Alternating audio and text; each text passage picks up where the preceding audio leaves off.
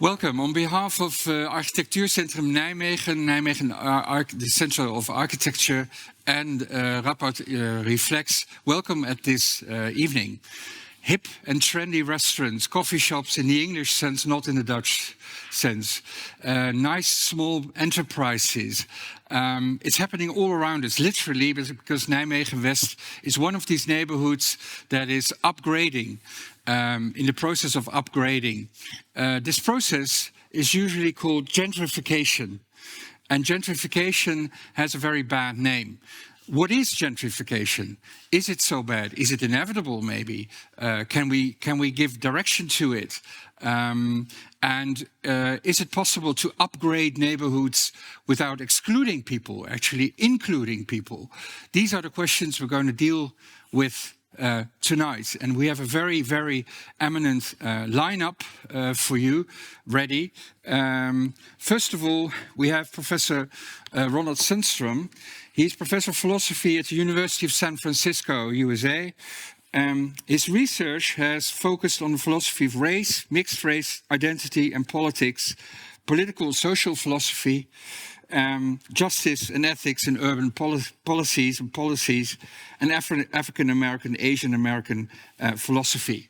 He is the author of a book which is dedicated, has as its dedicated topic, gentrification and segregation. He's going to talk about this tonight. Welcome to Professor Sundstrom, our special guest. And then, to conclude the lineup, we have Minouche Besters, who is a partner at STIPO, which is an agency for urban development in Amsterdam, but she works here in Nijmegen, Vlaamse Gas, neighborhood around it, and working on upgrading that neighborhood. She's going to talk about this a little bit, I guess. Also the author of a book on this issue, which she's also going to introduce tonight. Welcome to you as well. And then we have Arnoud Lagendijk, who is a professor of human geography, not social geography. That's a Batavism, it's Dutch. So human geography, especially economic geography, specializing in processes of mobility, but also urban renewal, urban development. And he has studied, I'm told, and he has told us, especially also neighborhoods in Arnhem, which is, of course, our enemy here in Nijmegen. We're in for a very special night. The evening is set up as follows. First, Professor Sundstrom will talk for 20 minutes, sharp. And then Minouche Besters is going to take over for 20 minutes. Arnoud will join the discussion. After this discussion, there will be the opportunity for you to ask questions. There is a set of very simple, limited set of simple rules which apply to this conversation with you. I'm going to explain this once we're there. I hope you have a very nice evening. By the way, my name is Kees Leijnhorst. Welcome to you all. Thank you.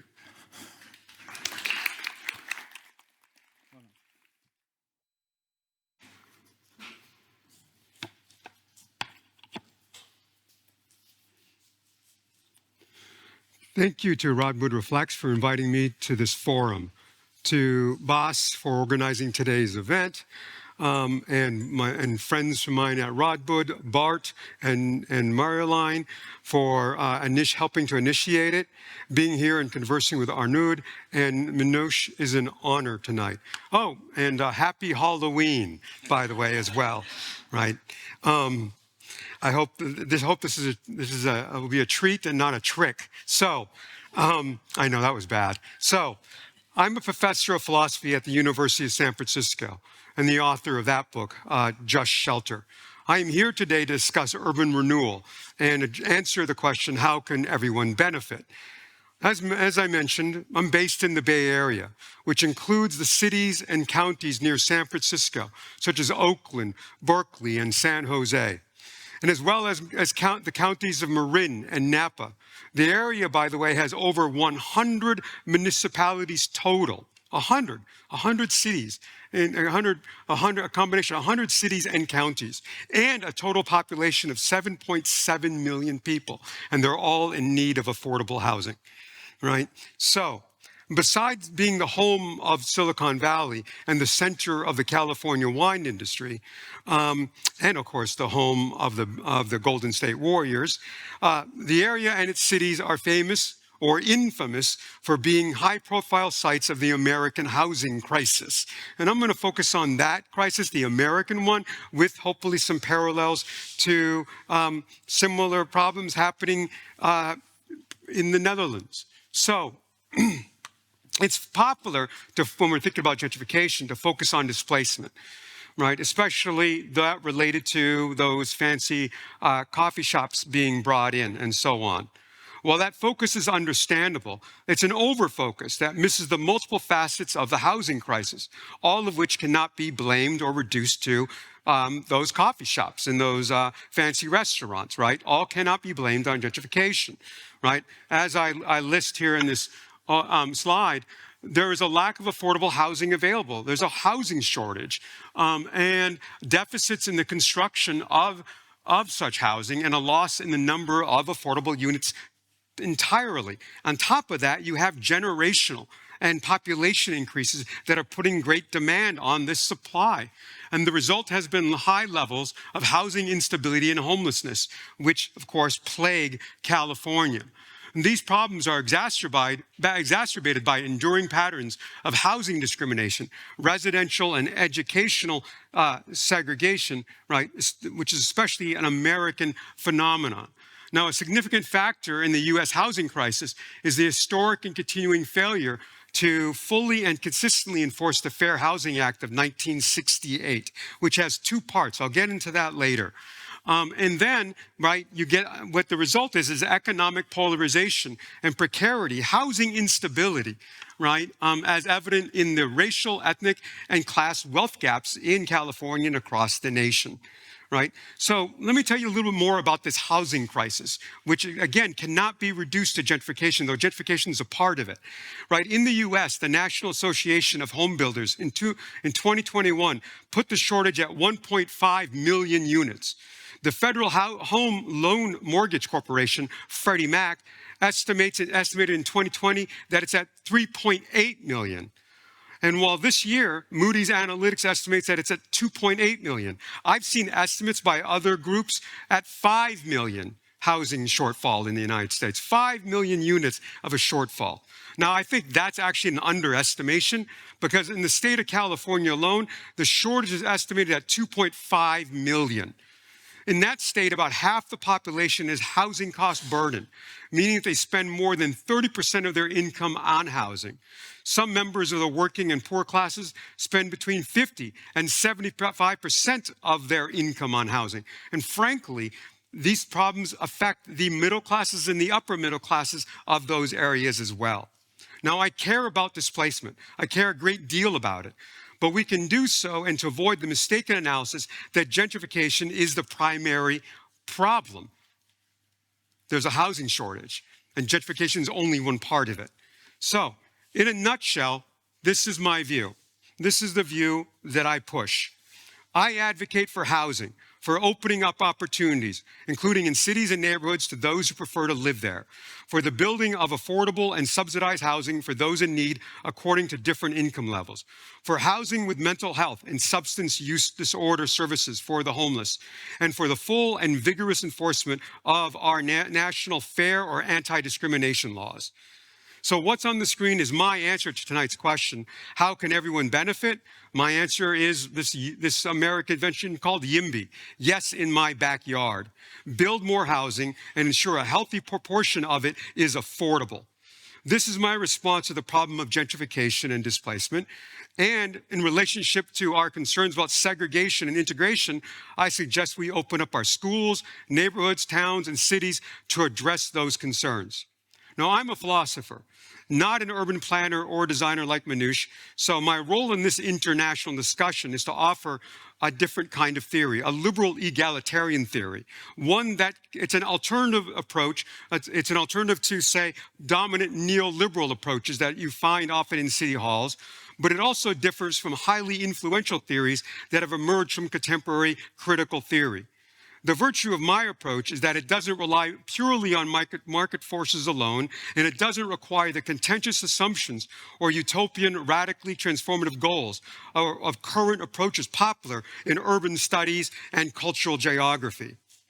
Now, gentrification is a topic on everyone's mind, and I was introduced when I was introduced, this question came up, right? What is gentrification? I use a very simple definition, right? It's minimal on purpose. I like this one, and I see it replicated in various versions in different studies. It doesn't presume displacement or the displacement of marginalized communities. I like that. And why? Because gentrification, which sometimes comes in the guise of urban renewal, does not always result in displacement. If you build up, for example, an abandoned warehouse space and invite middle-class people to come into it or working-class people to come into it, no one is displaced. So if you build displacement into your definition of gentrification, you've got a problem. It doesn't work. It doesn't analytically hold, right? So the empirical research on the issue of gentrification is quite complex. It demonstrates stark divisions, by the way, between empirical quantitative research, which can cut in one direction, versus qualitative research that prioritizes the collated individual experiences of incumbent or long-term residents. Now, my way of getting at gentrification, is to not fight those fights, but rather examine the problems and potential of gentrification or urban renewal by emphasizing the distinction between reinvestment and disinvestment in the process of gentrification, as you see in the definition which I rely on.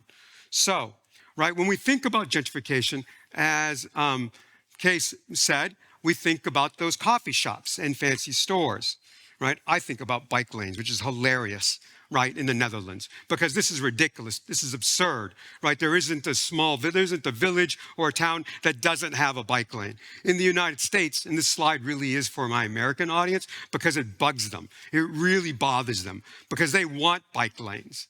But bike lanes are a symptom and a sign of gentrification in the United States, Because poor neighborhoods don't have bike lanes. Working class neighborhoods don't have bike lanes, or they don't have it at the rate that you'll find it in Portland or Seattle or San Francisco, So, complaints about these REs, what are they? Revaluation, revitalization, reprioritization, and so on. These REs, I like to call them REs after the work of Schlickman and Olieff in the book Gentrifier. These REs are associated with neighborhood development, rising housing costs, and displacement. These bike lanes come with those fancy stores, those nice restaurants, and those cafés that have been already mentioned. But these complaints about the REs are the dominant discourse in the United States about gentrification. I'm skeptical of such complaints. Why? Because they are made by people like me. And who am I? I am who the sociologist Musa Al-Gharbi calls symbolic capitalists, Now, he is talking about us, Me and many here who make a living by trading in ideas, We are the creative class, as named by Richard Florida. And we are the educated and cultural elite. We love coffee shops, the American style, and we love our bicycle lanes. We're going to eat at that new fancy restaurant. My problem with this complaint is three-part. First, we demand those urban renewal projects and the benefits that come with them. Second, we wring our hands about those projects' effects on the marginalized in society. In fact, we have to pay some of the negative costs of those developments through higher rent and mortgage rates. Third, and this is the rub, this is what really gets me angry. We vote against or work to block reforms that would fix these problems, like building more dense housing in our neighborhoods, including affordable housing or housing for the homeless, that would address the disruptions brought on by those REs. It is no accident, and maybe some of you know this, maybe some of you don't. It is no accident that the worst sites of the American housing crisis are in deep Democratic blue cities in America, right? Chicago, New York, San Francisco, Oakland, Portland, cities that are going to go for Biden like at high percentage rates. That's where you have the biggest example of this problem. Not in Florida, not in Texas, not in Arkansas, but in progressive cities, right? So now, I don't completely ignore the R's. They're important, but I like to focus on the D's, right? The D part of the definition: demarcation, devaluation, disinvestment. You get it.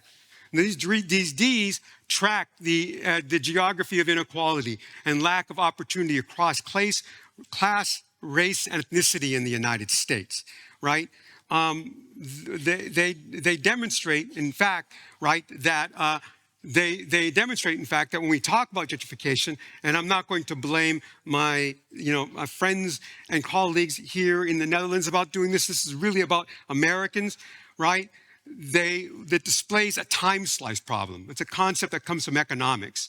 Where in the chart, in the flow chart of gentrification, do you start, do you cut, and you say, hey, here's the problem, right? If you focus on the now, then I can accuse you of being a short-termist or a presentist, focusing on the problems brought on by the newest coffee shop, when actually the victims of gentrification go back decades, generations, right? So my problem with focusing on the R's is that our solution to these R's have nothing or little to say to those who suffered the D's, right? That's a problem for me, and it's one I like to hold my colleagues accountable to. Now, while here in Nijmegen, I was introduced to the work of sociologists in the Netherlands, such as Cody Huschenbach, whose criticism of gentrification focuses on the Ds, the disinvestment of social housing and the dispersion of its residents. In my view, that's the correct track. So they don't suffer from this as much as my American colleagues. And I should say, any real solution to gentrification must address those harms and take the experience in all its dimensions of those who suffered from dispersal, right, seriously, right? As my friend Bart Van Leeuwen, a philosopher at Radboud, is trying to impress on me, this involves not just the denial of equal access to social goods and opportunities, but also the loss of their local social networks and attachments. Bart and my conversation on this issue is a little rough, but it's ongoing. So now also finally, gentrification talk often focuses on these R's. When it does that, it privileges the conditions of superstar tech, financial, and entertainment hub cities like London, like San Francisco, like LA, like Chicago, like Amsterdam. And when it does that, it ignores the problem, not necessarily gentrification cause, that is there in our small towns, our small cities, and even our villages, where they're suffering from high rent or a housing shortage all the same. We focus again on the problems that we, as part of the creative class, love, and we end up ignoring other elements of this housing crisis. So, right, here's an example of some of those Ds. No coffee shop in sight. This is San Francisco in 1956. That's 10 years after when I start my count. See those cleared neighborhoods there in San Francisco? They were all black neighborhoods. The city came in and called those neighborhoods slums and bulldozed them, and dispersed those individuals in them. I don't know if that's anything like what you're doing with your social housing. They were dispersed, right? That's not far away from my campus at the University of San Francisco. James Baldwin called this process in San Francisco Negro removal. Right? So, right, what happens is that these people are dispersed to, right, poor areas. Where? Well, Oakland. Oakland is where they're dispersed to, right? A poor city. Look at that boxed-in neighborhood. You see the box? That's West Oakland. That was a formerly segregated neighborhood of African Americans. Look how it was boxed in. Freeways all the way around it. And what are they breathing? Air from the ports of Oakland. Right, diesel exhaust from the railway as well.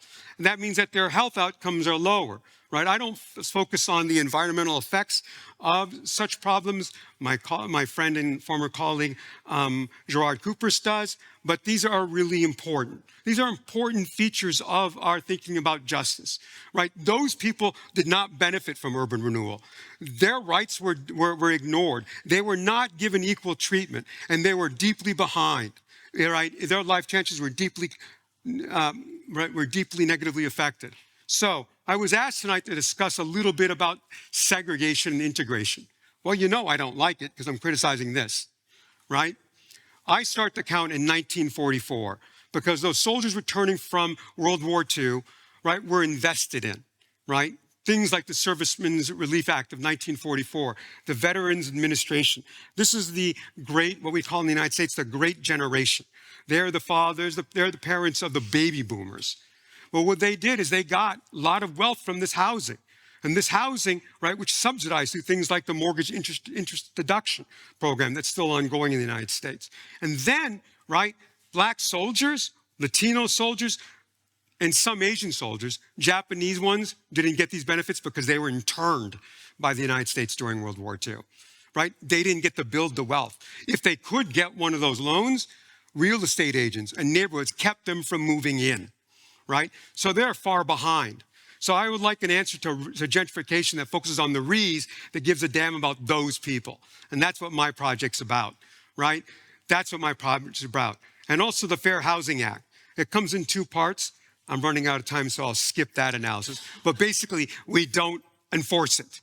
We have a massively radical, transformative law that's unenforced in the United States that is meant to equalize, that's meant to cut against segregation and stop housing discrimination.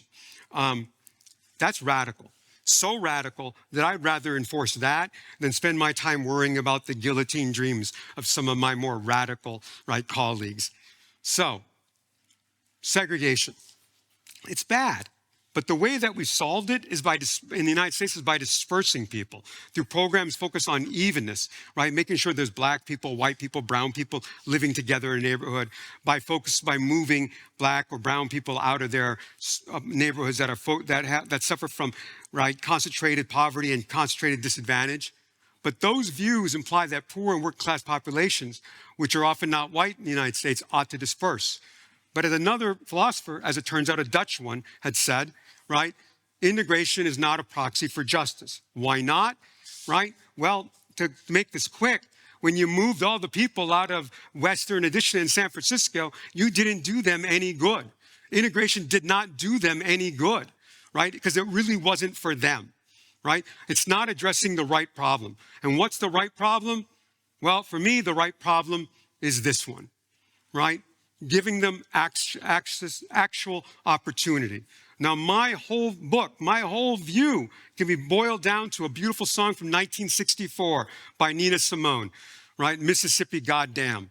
I don't want your equality, right? You don't have to live next to me, just give me my equality. This is why I get a little wrapped up in this talk about recognition and social relations. I just want my equality.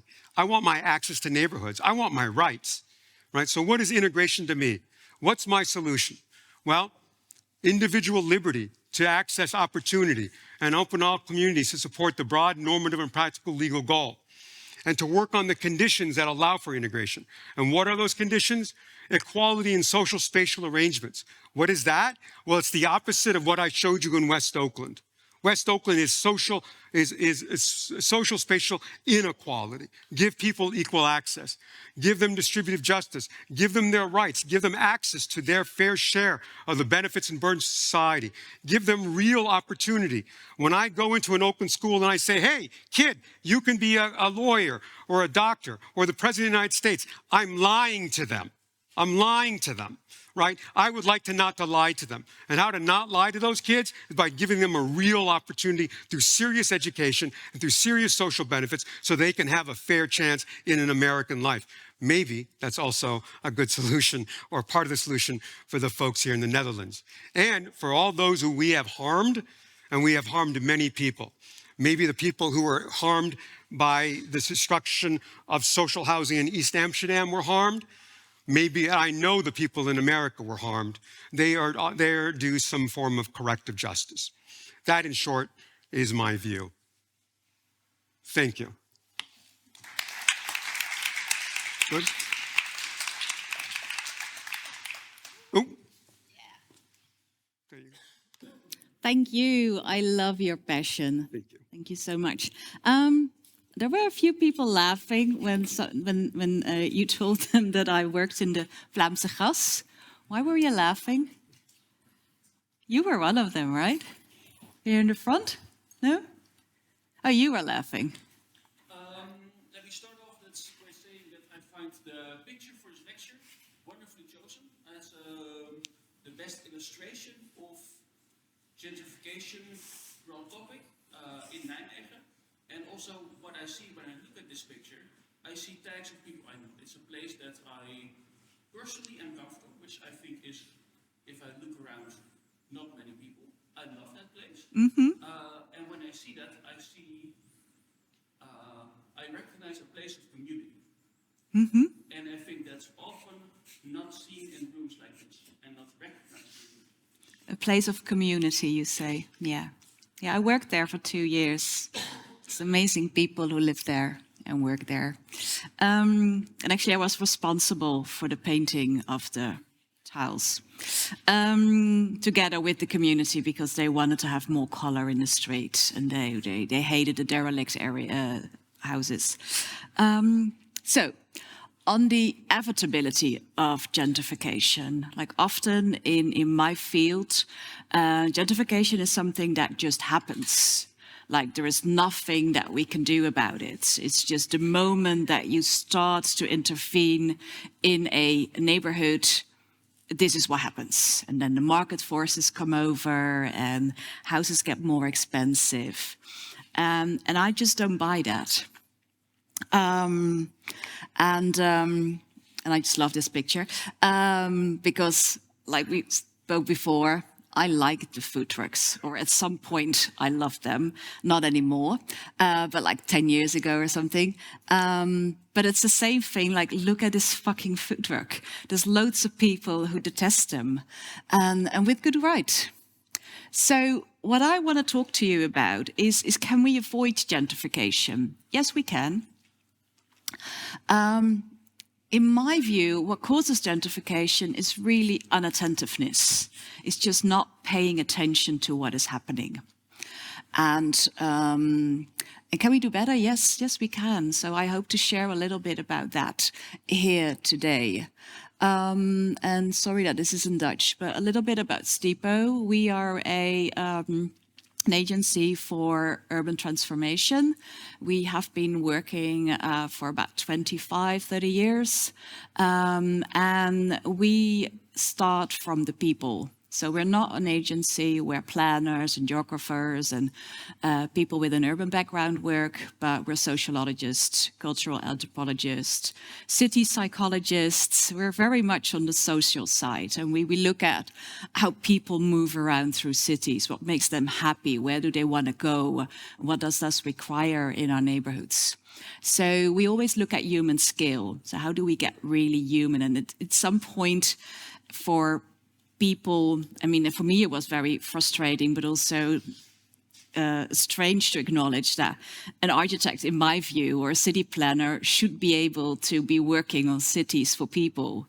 But then again, when I work with them, often it's not. It's about making beautiful buildings and great structures and lines that we can see through areas. And then you say, but how does that work for people? Yeah. So that's why we have the drawings with no people.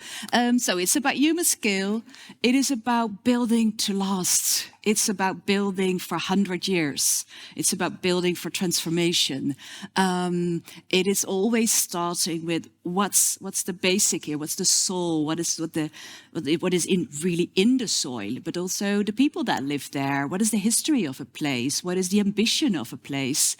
And we know that if you want to do something right, it has to have layers, like all these different layers that are intermingling, and only places that show ownership are places that are doing well. So these are values that have been with us for the last 25 years and are eminent in every project that we do. We write books. So we have a research program called The City at Eye Level. Like architects, or if you're city planner, you look on top and you see all the structures, and we will look like, okay, but if you walk through these streets, how does it feel then? If you walk past the high rise, how does that feel? Does it feel you comfortable or uncomfortable? Well, City at Eye Level is a program where we teach, where we have trainings, and we translated that also to children on how you can design for good life at street level. And at some point in our work, the coffee shops, the fancy coffee shops came up. And we do a lot of work in placemaking. And placemaking is part of urban working in the urban area. And it really is about going from space to place. Like this was before it was a not so nice area when the factory was closed, and then people started taking over, and that's called placemaking. So you really, through ownership, through doing simple things, places become nice, become areas where people really want to be. They don't want to go away anymore. But the problem with placemaking is that it was so successful, especially in the crisis crisis time, that a lot of people, also developers, started like, hey, placemaking, this is a nice thing. And that's not about placemaking, that's about place branding or place greenwashing or whatever you want to call it. So I ended up having discussions with my European colleagues like, okay, how do we talk about this, and what are the strategies to go against that? And so we made a book with stories from all over Europe, where academics, practitioners, lots of people shared stories and approaches in how do we encounter exclusion in public space, because that was one of the things that was happening, and I was the editor-in-chief. So this is in Dutch, but this is what happens in the Dutch context, if we talk about gentrification. Like, it's the coffee shop. The lady here says, first, the community cafe bar on the corner with the, we call it a bruin café, where everyone meets, closes, and then we get the eco supermarket with the high prices, and then there's all these hipsters with beards, and then we get the moms with the cargo bikes. So it is houses for profit instead of houses for people. And this is, of course, actually what it's about. So for me, gentrification, in a very simple way, it's a process where we go, where old, poorer areas of a city are revitalized, and the new inhabitants, and when new inhabitants come in and the old inhabitants are pushed out. It's not always a process when they're effectively pushed out, like the picture that you showed from San Francisco, but it can also go indirectly because you just don't feel at home anymore. The area around you becomes an area that is no longer your area. It does no longer have your shops. The former cheap supermarket is gone, and there's only expensive supermarket. You can get like designer brewery beer, but you can't go to your regular shop. And it is a process that has a lot of reasons, and a lot of them are very macro. So it has to do with a tendency that houses have become commodities instead of things that we live in. So there is a whole investment market, the BlackRocks and organizations like that are behind it. It also has to do with the internationalization, where tourism kicks in and we get the Airbnbs. So houses are no longer to live in, but to rent out. It's expats who can have so much more, bring so much more money to pay rents that drive up the prices. But it's also a direct result of restructuring policies. And this is the area where I work in, so this is what I will talk a little bit about. So what I say, it is not inevitable. A lot of you around here will recognize Jane Jacobs. She is, of course, our hero, fighting against the big tycoons in the Americas and really saying that we need eyes on the street, that we need mixed neighborhoods, that we need areas where there's soul. And this curve is called after her. It's in our book.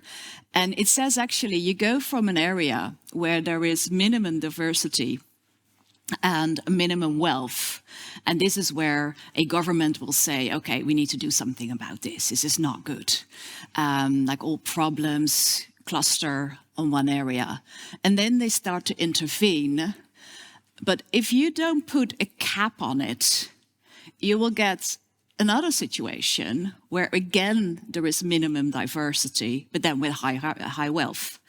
And this is also, I mean, it is good for your policy as a municipality because that area doesn't cost you a lot of money in you know, police work and social services and stuff, but it's not good city making. So what we need to do is be very attentive and put a cap here and make sure that we go for maximum diversity and a real good wealth combination so that both people with low incomes and people with high incomes can live there. And this is doable. Oh. Yeah. So again, a few examples. So like Rotterdam was actually called back by the United Nations that they were doing it the wrong way. But it's also about this lady.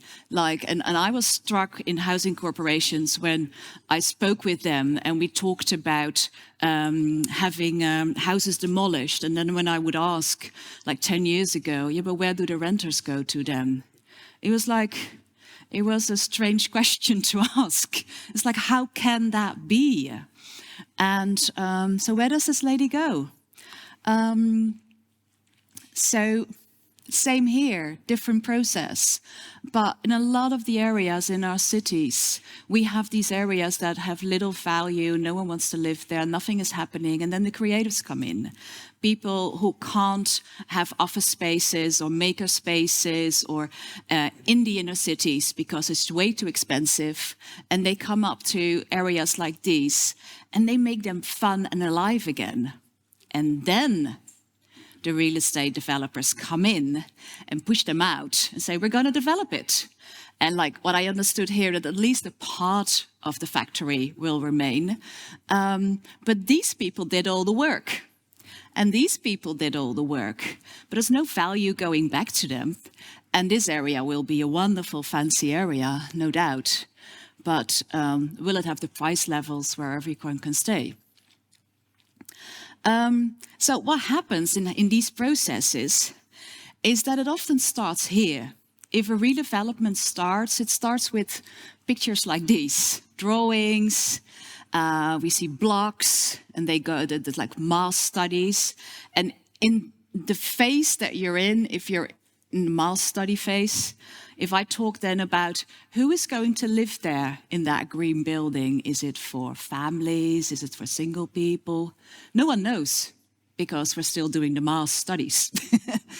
Same here, we do things like this. And it's like, okay, yeah, we know how big they are. And that's because we need to do calculations, but it's still not about people. This is an area where we work in the middle area.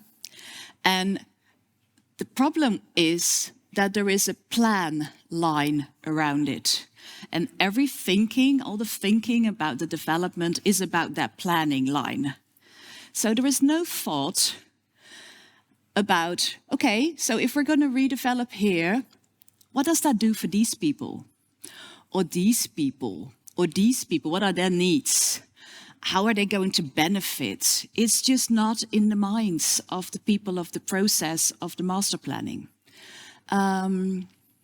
So this is by Jan Gehl. Jan Gehl is a very famous architect that we admire a lot. And he says, we need to do it the other way around. We're not starting with buildings, no, we're starting with life, with people. And you first begin with life, then you look at the spaces that people need, and then we're going to look at buildings. So it's completely the opposite of how a modern planning process goes. So if you start with people, this is us working in a neighborhood where they want to densify. And they already densified. They had some high-rises. These high-rises were completely disconnected from the neighborhood. It's a very poor neighborhood. So then there were plans for more high-rises. And then there was, of course, a lot of resistance because people said, well, we don't want these high-rises. And of course they didn't want them. The thing is, there was never a conversation about what is densification in this area going to do for the neighborhood? How are they going to benefit from it? Are they going to live in these new houses? Will there be new playgrounds? Will their parking problems be solved? Will their healthcare problems be solved because they live in houses where there's a mold and where their kids develop asthma? So instead of going into the battle of why the high densification was necessary, we started having loads and loads of conversations with people there and just trying to understand. And we have the big town hall meetings, we do individual talks, we go walking around the neighborhood with people to understand what is it that these people need. What is it that they want for their neighborhood, and how then can the development of the neighborhood benefit these people? And what you then get is maps, we call them soft maps, that show what is important for the citizens in this neighborhood. There is a beautiful documentary in the Netherlands about an area in Amsterdam, and I still have these elderly people in my mind. They said, it's like we had these houses here, but the most important part is we had a place, and it was just a wooden shed. It was not really nice, but we used to play cards there every Thursday night. And now the whole area is redeveloped. And not only I cannot live here anymore, but also the place where I used to play cards with my friends and my neighbors for the last 15 years is gone. And no one bothered to think about this, like how are we going to bring back these places? So we make maps like these to really understand what is important. Like the little field where they play soccer. There is an area, they call it the knuffeldiertjestuin. So it's the garden where there is little animals that you can cuddle. There is a community garden somewhere. Here is a mosque, and kids play their soccer in the morning before they go to the mosques. So there is all these things that are important for people. And when we start to redevelop in an area, we need to be mindful of this. We need to be very attentive to what's going on, and how can we, if some of these areas might be redeveloped, how do we bring back what was there before? And that goes for every neighborhood. So what is it that the people that are already living there, what do they need to feel at home? And to still feel at home when new buildings come in. So are these shops still there? How do we make sure that these shops still are there? What does it ask for the streets, for the squares, for the parks? So it's really being mindful of the transition that an area goes through. It has to do with mourning, but it also has to do with new possibilities. So how do we bring them in? And we are often asked, in tender procedures. A tender is something that a municipality does when they have a field and they want to redevelop it. And then real estate developers need to pitch with ideas. And the last few years, our STIPO has often been invited in to work with people on these tenders because they came to the understanding that we need to have more knowledge of the life. So Hazelpoort is an area in Nijmegen where there's going to be high-rise, pretty steep high-rise. And so what we did is really trying to understand what is it that people need if there's going to be a high-rise here. So it's this area. And so this is the inner city, and it's there the area. And so we started talking, having, talks at the streets, just to understand. And we talked with shopkeepers. We talked with someone who sold flowers, a hairdresser. We talked with people that parked their car, with people that were biking, just to get an understanding of what is it that these people seek here? What would they find important? And so one of the things that came up is that it could be an entrance to the inner city. But he also shared that there is a street that is really a border between old and new, but also between poor and rich. People mentioned that they needed more green, and that there was a lot of social unsafety because of drug use, about prostitution, because there was a lot of trash. And for the newly built area, they wanted something that was close to how Nijmegen already looked. They wanted to have public space where everyone feels welcome. They were looking for little shops and amenities. And they really wanted to have spaces for local initiatives. So then we go back to the developer to tell them what is needed. So we always look from what are the societal changes, what is happening in this neighborhood, what is the human diversity, and how do you translate that into either your buildings or your public space. And so that was about process, and this is more about solutions that also developers think about. I mean, a lot of developers are also very don't want to be contributing to gentrification. Not all of them, because there are loads of cowboys that just are in there for the money, but there's also good people. And pay it forward is an approach where you buy a house, and before you buy it, you already know what the price is when you're going to sell it, to make sure that you're not making 100,000 euros just because, time has passed a year or 2 years. And it's more built on community. So it's a completely different way of thinking about buying houses. Another way of doing it is a housing co-op. And so it's collective. These people all own this building. It's collective ownership. And this is a way of keeping things affordable. So instead of having big investors in the housing market who are there only to make a profit, these people are here to make houses where people can live and that are affordable. And that is also here is Station Southwest. A lot of areas need places where people can meet, where you can do things, where you can learn a language, where you have dinners at night. And we see more and more examples, and we also help organize them, where it's just little areas. This is a real estate developer made this possible. And there is a social entrepreneur in here, and he makes a neighborhood community hub.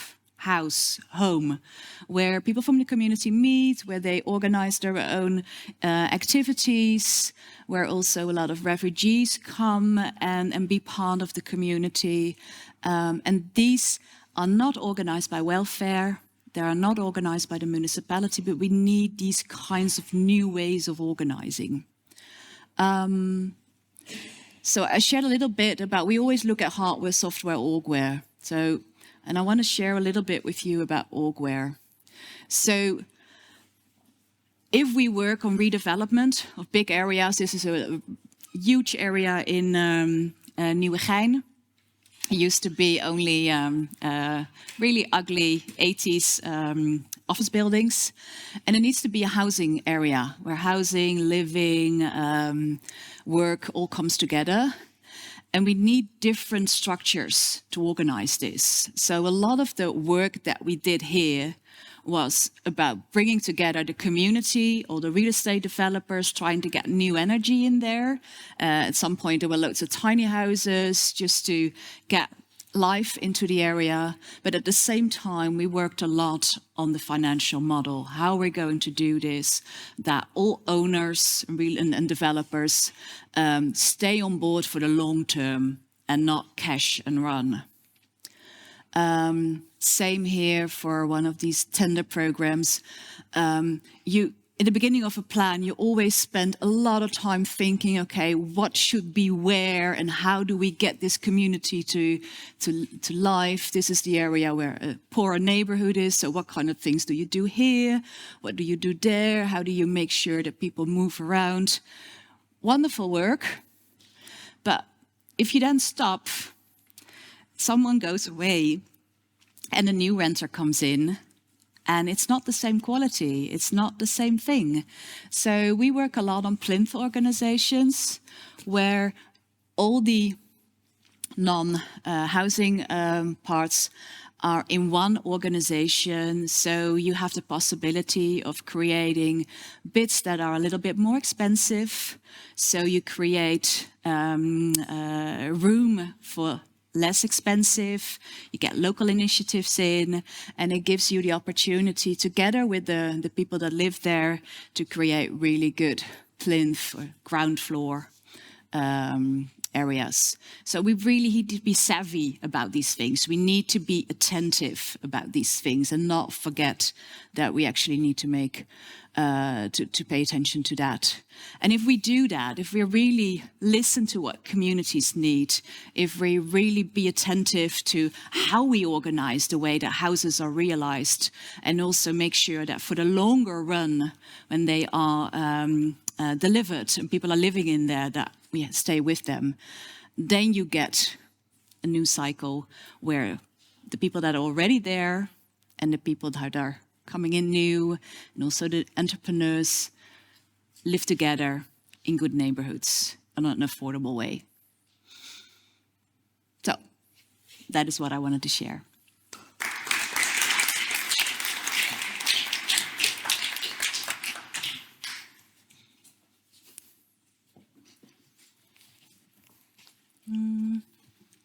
Yeah. Arnoud? Ja, oké. Een glas water. Ronald? Heb jij... Ja, ga jij daar? Ga jij hier? Ik hier? Ja. Thank you for your presentation. So these were very inspirational talks, and let's move right to the Q&A because we have little time. Arnoud, you look at this from a different perspective, the perspective of economic geography. You have been doing work on gentrification. Can you react to these two stories, the USA story and a Dutch story? Yeah, actually, perspective that I talk also about colleagues and PhD students have applied, is really a neighborhood approach. So we go into neighborhoods and talk to people. And it's not only economic, it's also social, demographical, etc. And so I think what Minouche is saying, I mean, talking to people in these conversations, having these conversations is very important.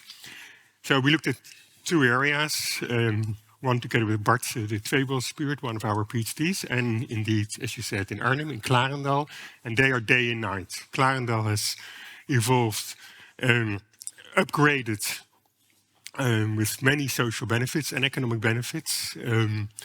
There's an immigrant population, there is older Klarendallers, and there are many hipsters, young people, artes students, etc. And it's a great area. Yeah, I mean, Tweebos has been destroyed in a terrible way, and what you see in those cases is that it really comes down to how people were part of the process. And in Klarendal, there was the priest, there was the council representative, and there were two policemen.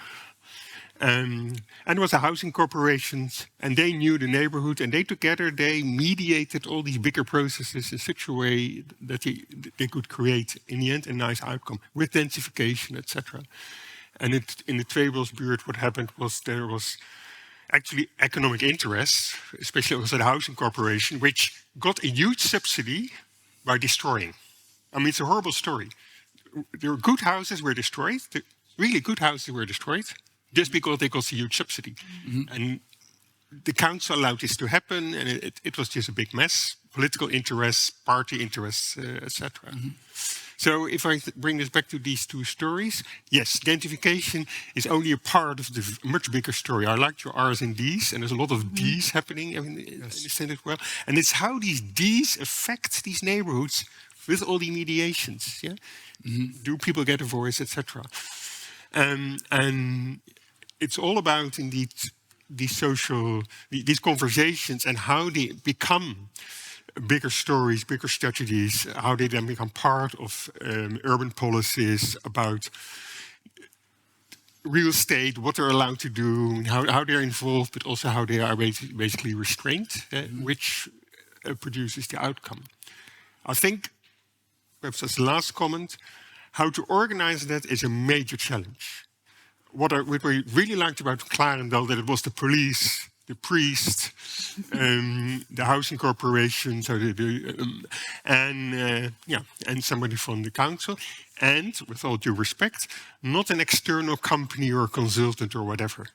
These were people living there. These were people, they were part of that community. We could see that, especially the policemen having their office there, and the wonderful stories about what they meant. Just you have your local policemen helping your neighborhood to be safe, etc. So I see that as a major challenge. How do you have that conversation, but really as part of social, political, administrative processes, and not as a kind of external element? Or if it's external element, how do you really truly become embedded in the neighborhood? So that would also be my question to you. So how do you organize a situation that you are really part of that, of life, etc.? And yeah. But, that's a question. Thank you. This is a starter. Yeah, it's a very good starter. Thank you. Wonderful, thank you.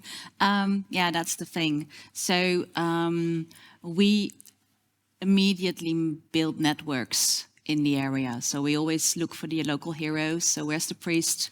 Where's the shopkeeper? Where is the person who knows everyone? In the Vlaamse Gast, there was a salsa, the lady of the salsa dance studio. She was, our hero, but there were many more. And we work with them, and we actually empower them. And the thing is that we often are translators. So a lot of the initiatives and the wishes and ambitions of citizens run against the wall of a municipality, and the structures are in there. So what we do is we soften those, we change them, we create other ways so that they can shine and do their stuff. And are not burdened by what's happening within the municipality. So we make it possible that walls get painted, that green can be there, that the streets get closed every weekend, so you can have salsa nights in this case. So that's what we do. And sometimes, we work with camper vans. In Deventer, we're working on the transformation of the church square. And we camped there a whole weekend to do a night circles, day and night, and talk to the shopkeepers and getting croissants in the morning from the local bakery. But really, and of course, it's not the same as living in there, but we stay with people for quite some time and really more from an anthropological, sociological perspective, trying to really tap in and listen to what's going on and help translate that to the language of a municipality. No post-it session by a flying consultant. No, we don't want to. No, we call that koekoek participation.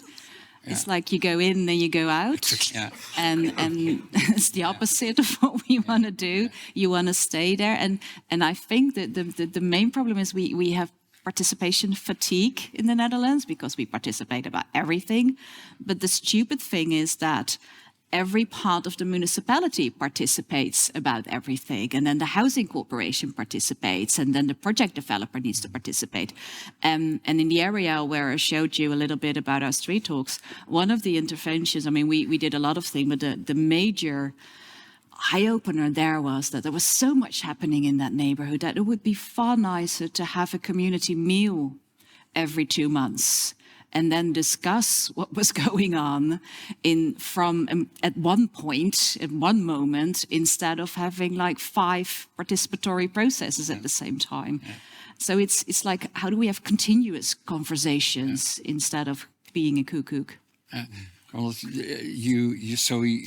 we heard these two stories. Were the one from the Bay Area, the USA in general, a little bit. We got the local examples of Holland. Can you relate to that? Can you give the differences between and the similarities between the Americans, your story, and the one you just heard? Right. Well, we have urban designers and people working on urban renewal in the United States, of course, all over in different municipalities and doing quite creative things. I'm a humanities director for the humanities director. It's kind of a funny title for an urban film fest in San Francisco. And so I'm working with people who raise money to build affordable housing or mixed market rate and affordable housing, and people who do design as well as artists and that kind of thing. So I see a lot of similarity in the general approaches there, caring about the quality of life in these developments in these housing areas. Right, Minouche talked about. I loved your presentation. In fact, I have. If you want to push me on some kind of, so there's a lot of similarities. Yeah. Caring about the quality of life, about the lived experience on the ground, right, and making sure that the designers didn't come in first, and then you let people fit in to live, but making sure allowing people to live, right, if you will, democratic design rather than Robert Moses. Top-down design, right? Robert Moses, of course, the person that Jane Jacobs was reacting against. The one issue I have is I'm a little worried about, I'm more than a little worried about the democratic deliberative model in our neighborhoods. Because so often the discussion well, how should this how should this place be designed? How can we best fit into the neighborhood? Becomes super politicized and focused in on blocking, right, the development of such things, right? So we have a housing shortage. There's a supply side problem in the United States with housing. And you get communities who do not want more housing built into their neighborhoods. I live on the edge of Berkeley in Oakland. And Berkeley is, of course, the home of the University of California, Berkeley, right? And it's a beautiful area full of mid-rise apartments and lots of single-family housing. And there's a big empty space of the parking lot next to a central metro station or a subway station in Berkeley, not far from the campus. They want to put 8 stories there of housing, but the local well-off neighbors don't want shadows on their gardens. They don't want to have too many other cars parked in the neighborhood. They don't want the density. So I fear that the kind of process, right, that Minouche talks so wonderfully about, and which I completely agree with, right, gets taken over by people who just don't want the housing, right? That could happen. And maybe there's ways around that. Yeah. By first saying, well, you don't get a choice. No. I mean, yeah. If you do a very traditional process, this is what happens, because you organize town hall meetings like these, only the people that have a stake will show up. Right. They also read the notice somewhere that it actually is happening, and the rest of the community doesn't know a thing. Yeah. So you need to rebalance that, and you need to make sure that the local politicians and the policymakers hear other voices. So you need to go in the community. You have to go to the mosque. You have to go to the school to talk to the moms. Right. And you have to also talk, like, if you're densifying, what is it that you're missing? Like, oh, there's no shops here. Right. There is no healthcare here. Right. We don't have places where we can meet for lunch or for coffee. The parks are abandoned, whatever. So how do you navigate the story of, yes, there will be houses, but that will also mean that the shops that you look for are also coming. Yeah. And if there is a parking problem, you have to take that very seriously. And what we're doing now often is say, okay, they get 0.4 housing of a parking space.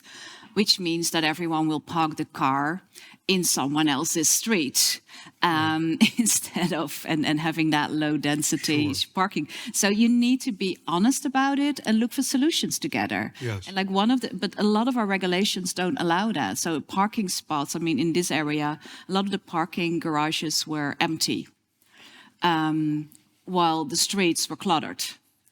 And then, yeah, okay, but can we then use the parking garages of these high-rises so that the citizens in the rest of the streets can also park there? Right. Yeah, it's not logical from the systems perspective, but it makes all the sense from a people perspective.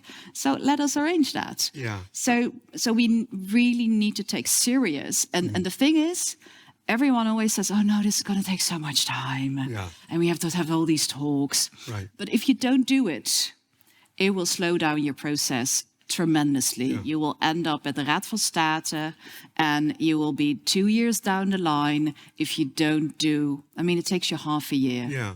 I mean, maybe that's enough in the Dutch system, but I would like to see people invited into these meetings who want to move into the neighborhood, right? To get the people who would like to live in Berkeley, who live on the edges of Berkeley, say in Oakland, and whose kids secretly go to the Berkeley high schools or the Berkeley schools and they lie about their address. I'd like to see them included. And I'd like to see also included in these conversations the people that were displaced 10, 20, 30, 40 years ago, and have them part of the conversation. So not just the people at the local church or the mosque or the mothers, right? I'd like to see the people who are not typically included. And additionally, enforce the Fair Housing Act so the municipality says, look, we have to do our fair share. And we can't just push it off to a portion of Berkeley or a portion of Oakland that is already oversubscribed in affordable housing. The neighborhood I live in is called North Oakland. It's the birthplace of the Black Panther Party. It is heavily built up with affordable housing. And so what does Oakland do when they need more affordable housing? They put it in North Oakland. They put it in West Oakland and East Oakland, places that are already oversubscribed, but they don't put it in the nicer neighborhoods. Yeah, I want to come back to Arnoud because we're talking a lot. Ronald is also talking a lot about people being expelled out. Would you say that Klarendal is an example where there is gentrification? There are these bakfietsen and coffee shops in the English sense, not in the Dutch sense.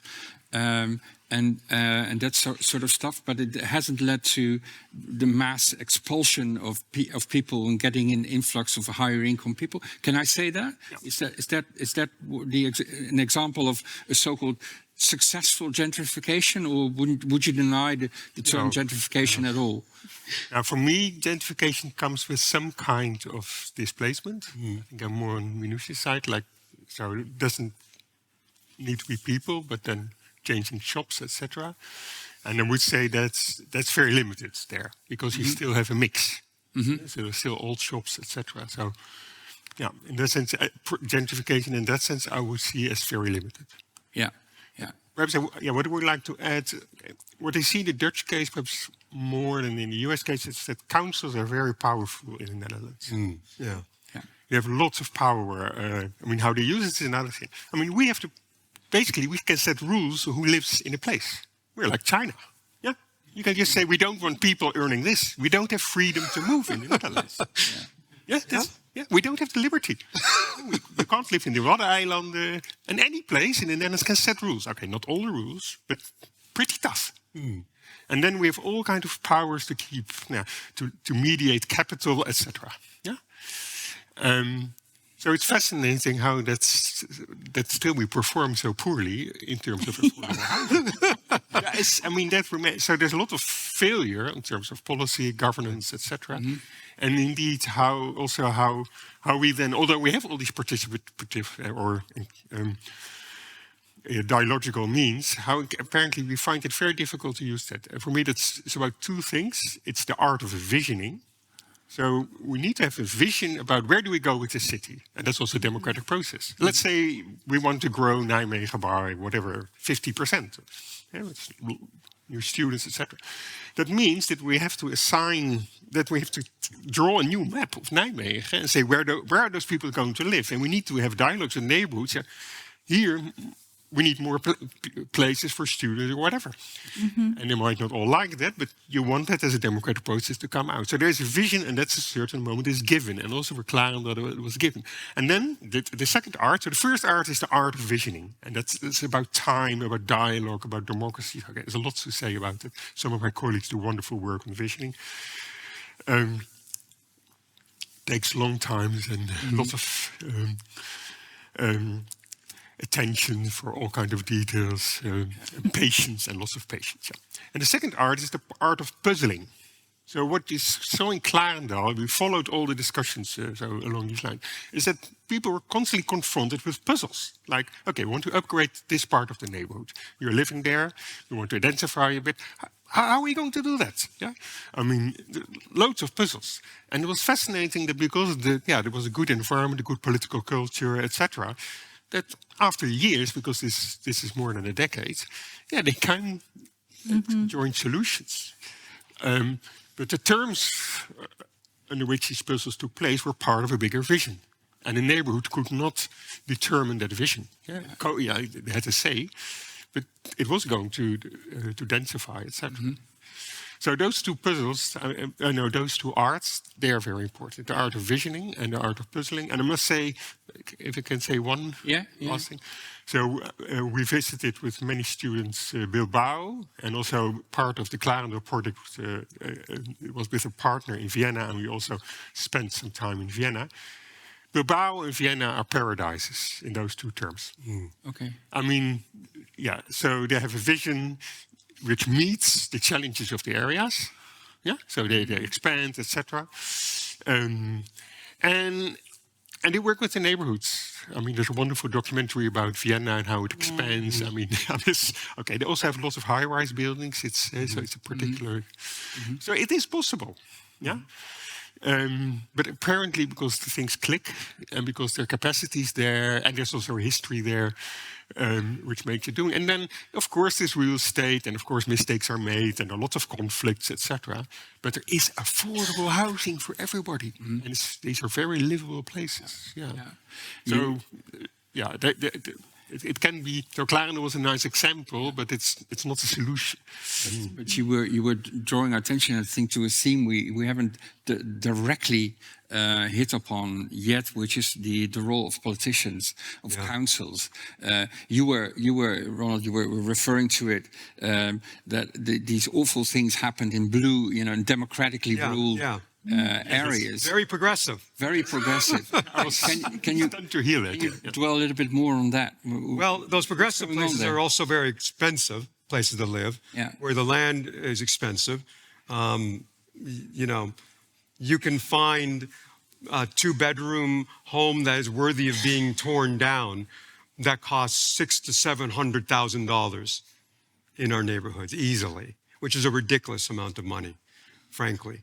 And so there's a lot of incentive for homeowners to maintain the wealth inside their home. For the reasons that I've mentioned, right? And so one of the things that maintains the home is having a place that's less dense, because it's attractive to new incomers. So the American housing system incentivized homeowners to be against reforms that would bring in poor people with less income, right? And also denser housing.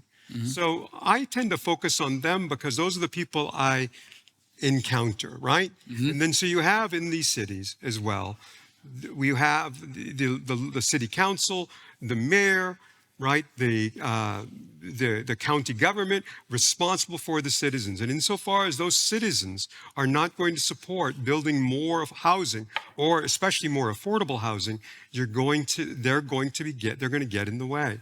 Now, I'm a fan of Matt Yglesias. I don't tend to use journalists for my research. I like the sociologists and the urban studies people, right? But Matt's really good on this stuff. So is Ezra Klein. And so what's the problem with blue cities? Well, we have a lot of reviews, environmental reviews, neighborhood impact reviews, disability reviews, right? Equity reviews, and this adds to the cost and the process of building homes. Same here. Right?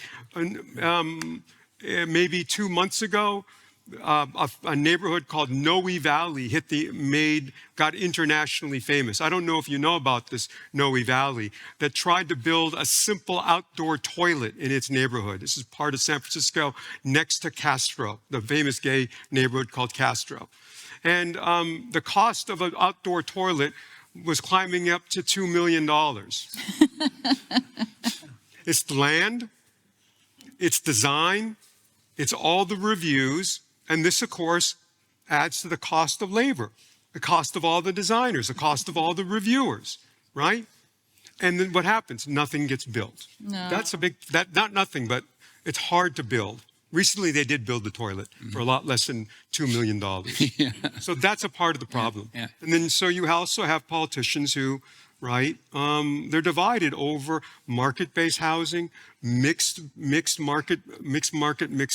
affordable housing, right? So you have these divisions. San Francisco is rich for examples right now because you have a moderate mayor running against, you have basically a moderate mayor who is accused of being a progressive, running against basically a more moderate candidate who wants more development, and a progressive candidate, Aaron Peskin, who wants development but more affordability. And so what you get is a big fight between shades of blue, shades of the left, and nothing. I'm going to speak just for San Francisco, not New York or Chicago. Nothing gets done, or not enough homes get built, right? Yeah. So this is part of the problem. Yeah. How are you with politicians? They're important to be part of the process.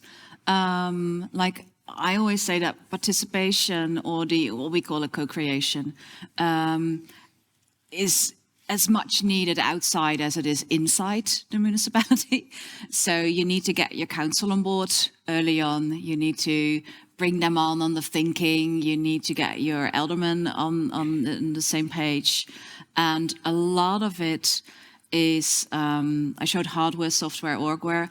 A lot of the things that you are also saying is about the orgware. If we want to get it right, we need to get that right.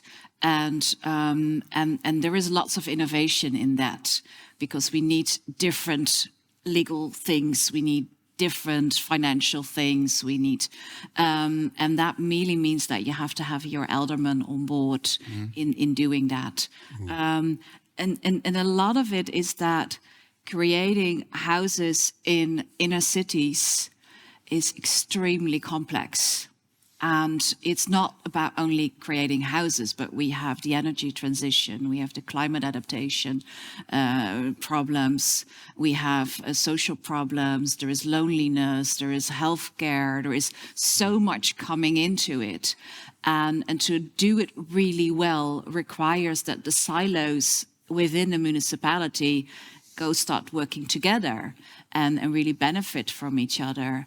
And that means also that politicians or aldermen from different, like I'm the climate alderman, but I'm the housing alderman, so they also need to collaborate.